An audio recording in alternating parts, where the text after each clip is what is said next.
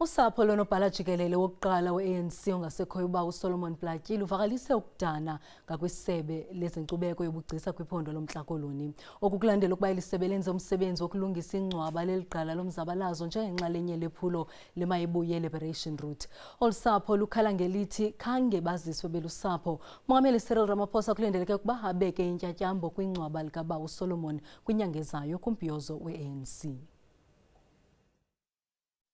uBawo uSolomon Plaatjie ongasekhoyo ngomnye wamagqala sekumbutho we-ANC. Ingcwaba lakhe lenziwa indawo yamagugu, nokokunjalo ulungiso lwengcwaba lakhe libiyelwa kuvuse umnyele kusapho lwakhe. We actually specifically ambiguously mentioned to them that nothing is going to be done at the gravesite until all matters have been settled.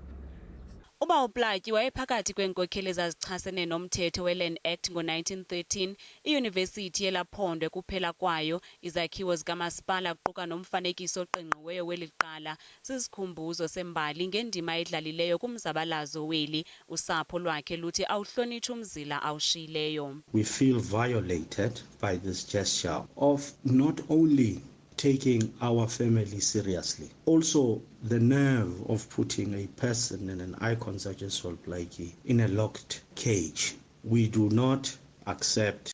SABC lezenkcubeko nobugcisa lithi lazibeka izicwangciso zalo kolusapho.